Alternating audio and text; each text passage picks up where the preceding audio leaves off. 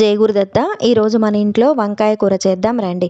దానికోసం నేను నీలపు రంగు పొడవు వంకాయల్ని తీసుకున్నాను. వంకాయల్ని కట్ చేసినట్టుగా మనం ఒక పాత్రలో నీళ్లు వేసి నీళ్ళలో కల్లుప్పు వేసి ఆ ముక్కల్ని అందులో వేస్తూ ఉండాలి. లేదంటే వంకాయ ముక్కలు నల్లగా తిరిగి కూర రుచి పాడైపోతుందనమాట. తర్వాత స్టవ్ వెలిగించి ప్యాన్ పెట్టి ప్యాన్లో ఒక 2 స్పూన్ల వరకు ఆయిల్ వేశాను. ఆయిల్ హీట్ ఎక్కాక జీలకర్ర వేశాను.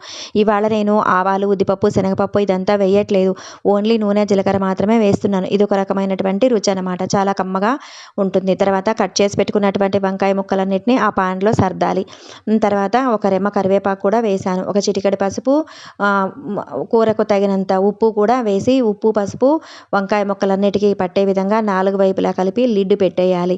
తర్వాత ఇందులో మసాలా పౌడర్ కోసము నేను 1 కప్పు శనక్కాయ పప్పులు, అందులోకి 2 స్పూన్ల ఉద్దిపప్పు, 2 స్పూన్ల శనగపప్పు మరియు 2 స్పూన్ల నువ్వులు, మరియు 1 స్పూన్ ధనియాలు, 1 స్పూన్ జీలకర్ర, ఒక 7-8 గుంటూరు మిర్చి, 1-2 బ్యాడగి మిర్చి వేపి పొడి కొట్టుకొని పెట్టుకున్నాను. ఇందులో నేను ఎండు కొబ్బరి వేయను. ఎందుకంటే ఎండు కొబ్బరి వేస్తే పొడి మిగిలిపోతే నిల్వ ఉండదు. దానికోసం నేను ఒకసారిగా పొడి కొట్టి పెట్టుకొని ఒక 15 రోజులు, నెల రోజుల వరకు కూడా నేను వాడుకుంటూ ఉంటాను. ఆ పొడిని ఇప్పుడు నేను వంకాయ ముక్కలు మగ్గిన తర్వాత ఒక 2 స్పూన్ల వరకు పొడి చల్లి స్టవ్ కట్టేశాను.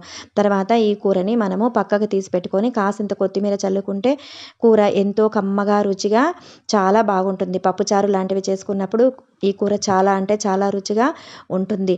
Like, share, subscribe and thank you.